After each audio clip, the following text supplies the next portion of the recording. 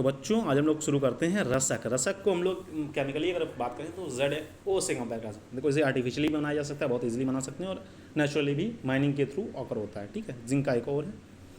पर्याय इसका खरपर नेत्रगृह मतलब नेत्र रोगों में इस्तेमाल, ताम्र रंजक यानी कि ताम्र को कहीं ना कहीं रंजन कर देता है। ठीक है, रीतिकृत और रसोद्भव मतलब रसोद्भव मतलब बताया गया है पुराने मतलब प्राचीन ग्रंथों में कि इसकी उत्पत्ति जो हुई पारस से हुई, इसे रस उद्भव कहा जाता है। अब अभी तो हम लोग नहीं देखते हैं, हो सकता है पहले हुई हो, अब लिखा है तो याद करना पड़ेगा। ठीक है, प्राप्ति स्थान इसका कहाँ है? भारत में पाया जाता है। भारत में कहाँ कहाँ पाया जाता है? पंजाब और राजस्थान में पाया जाता है बेसिकली, और रूस वगैरह, रूस हो गया, बाकी भी देश हैं। ठीक है, इतिहास क्या? खरपर सत्व के रूप में वर्णन मिलता है, मतलब खरपर सत्व के रूप में इसका वर्णन मिलता है। ठीक है, भेद इसके 3 हैं, मृतिका भाव, गुड़ाव और पाषाण भाव। ठीक है, ये इंपॉर्टेंट है, आप लोगों को याद करने होंगे। मृतिका भाव जो होता है मतलब मृतिका भाव मतलब पीली मिट्टी की तरह जो हो, जैसे पीली मिट्टी की तरह मृतिका भाव। ठीक है, गुड़ाव मतलब गुड़ के जैसा हो, पाषाण भाव मतलब पत्थर जैसा हो। देखो कोई भी चीज़, जैसे रसक है, रसक को हम लोग अधिकतर एक्सटर्नल एप्लीकेशंस के लिए पाउडर्स वगैरह में इस्तेमाल करते हैं आजकल।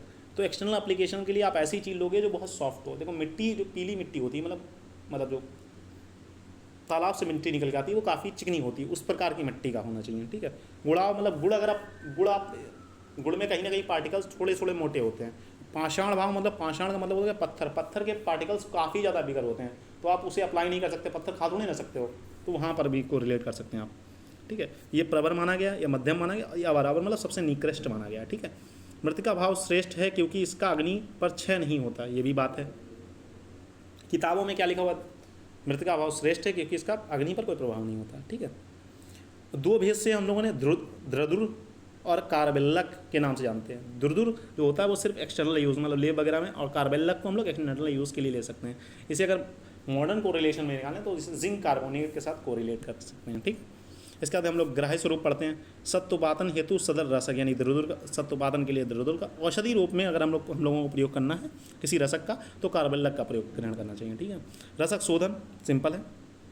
रसक शोधन बेसिकली आपको लिखना कैसे है, जैसे आपके ज़्यादा अच्छे नंबर आए तो सबसे पहले क्या लिखना है आपको? भावना प्रक्रिया, सबसे पहले लिखना है प्रक्रिया कौन सी देनी है? भावना देनी है। उसका यंत्र कौन सा इस्तेमाल करना है? खल्व यंत्र इस्तेमाल करना है। उसका भावना द्रव्य कौन सा लेना? नींबू स्वरस, जो भी भावना द्रव्य हो वो लिखेंगे। उसका लिखना होगा भावना संख्या। देखो अगर पेपर में कहीं टाइम बचता है, आप इतना भी लिख के आएंगे, पूरी प्रोसेस नहीं लिख पाते हैं किसी चक्कर में, तो भी आपको टीचर अच्छे नंबर दे देगा। ठीक है, इसे तो लिखना है, साथ में प्रोसेस भी लिखनी है। सिर्फ इसे लिखने से नंबर नहीं मिलेंगे। कोई बच्चा सोचे कि मैं शॉर्टकट मार के ये लिख लूँगा नंबर मिल जाएंगे, नहीं मिलेंगे। ठीक है, ये लिखना है। इसके बाद आपको पूरी प्रोसेस लिखनी है। विधि क्या लिखनी है? रसक चूर्ण को लें, खल्व यंत्र में रसक चूर्ण को लें, फिर उसमें जम्भीरी स्वरस मिलाएं, द्रव रहित होने तक मर्दन करें, मतलब भावना वही होता है। यद चूड़स धात्वादि द्रव्य संपेश शोषणम भावना तन्माता मेघे भावना चने। चाहे तो आप भावना की यहाँ पर परिभाषा भी लिख सकते हैं जो याद कराई थी आपको। द्रव रहित होने तक मर्दन करना है। इस प्रक्रिया को 7 बार करने से रसक शुद्ध हो जाता है। ठीक है, ठीक है, पहली विधि आपने लिख ली। अगर आपके पास टाइम है तो आप दूसरी विधि भी लिख सकते हैं, लेकिन एक विधि लिखनी है पूरी। ठीक, निर्वाप विधि द्वारा रसक खरपल लें, रक्त तप्त करें, नरमूत्र मतलब ह्यूमन यूरिन, अश्वमूत्र मतलब घोड़े का यूरिन, तक्र मट्ठा या कांजी में बुझाएं।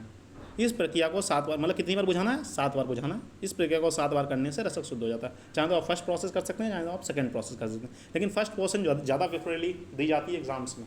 ठीक है, टीचरों को ज़्यादा पहली वाली प्रोसेस समझ में आती है। ठीक, अब रसक मारण पड़ेंगे। शुद्ध पारा लिया, शुद्ध रसक लिया, मर्दन करके मूषा में, देखो इनका मर्दन किया, फिर इनकी क्या चक्रिका बना ली। ठीक है, एक तरीके से चक्रिका टाइप भी बना ली, फिर मूषा में बंद करके बालुका यंत्र में 1 दिन पाक करने से रसक का मारण हो जाता है। रसक का मारण हमें कैसे बदलेगा? रसक का मारण हो गया, रक्त भस्म, जब आप भस्म देखेंगे तो रक्त वर्ण की भस्म प्राप्त हो जाए तो इसका मतलब इसका मारण कंप्लीट हो चुका है। ठीक है, इसका हम लोग पढ़ेंगे इसका सत्वपातन।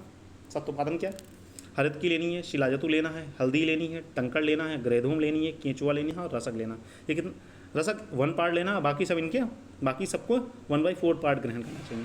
द्रव्यों को घोट कर अंधमूषा यानी कि मूषा में धमन करने से सत्व निकल आता है। ठीक है, मूषा में अगर हम लोग धमन करेंगे तो इसका जो होगा सत्व मतलब जो अंदर का कोर पार्ट होगा वो निकल आएगा।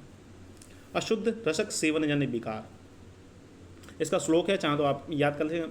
इसका अशुद्ध रसकम सेवनम भ्रंति व्रंति ऐसा करके कुछ है, तो वो याद करना चाहें वो याद कर सकते हैं, नहीं तो हिंदी याद करेंगे। इसकी अशुद्ध सेवनजन्य विकार हैं जो वमन है, भ्रम। विकार शांति उपाय, गोमूत्र देखो नरमूत्र तो आप कोई नहीं पी सकता, तो गोमूत्र ही आप सेवन करें। गोमूत्र का 7 दिन सेवन करने से अशुद्ध भस्म जो है, अशुद्ध भस्म सेवनजन्य विकार शांत हो जाते हैं। ठीक है। मात्रा 1 से 3 रत्ती इसका इस्तेमाल करते हैं। रसक के गुण क्या है? रक्त प्रदार को रोग नाश करता है, मतलब लिकोरिया वगैरह। कफ पित्त शामक है। चक्षुष मतलब आंखों के लिए बहुत अच्छा है। उसके बाद मतलब अर्श और भगंदर का नाश करता है। विषाग्न है, मतलब पॉइजन्स में बहुत बढ़िया इस्तेमाल करते हैं। कुष्ठाग्न बता दिया इसका, ठीक है, कुष्ठ रोगों में बहुत अच्छा लाभ करता है। इसका हम लोग पढ़ेंगे जीर्ण जो मतलब बहुत पुराना अगर किसी को बुखार है तो उसमें भी बहुत अच्छा लाभ करता है।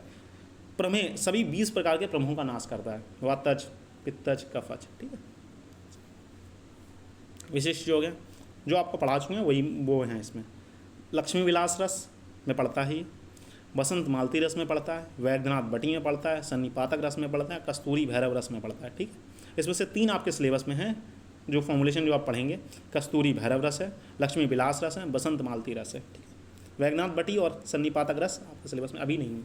ठीक है, अभी तक पढ़ाया नहीं है, आगे होगा तो देखेंगे। ठीक है। हम लोग जो 3 प्रोसेस पढ़ चुके हैं, लक्ष्मी विलास पढ़ चुके हैं, बसंत मालती पढ़ चुके हैं और कस्तूरी भैरव पढ़ चुके हैं। ठीक है।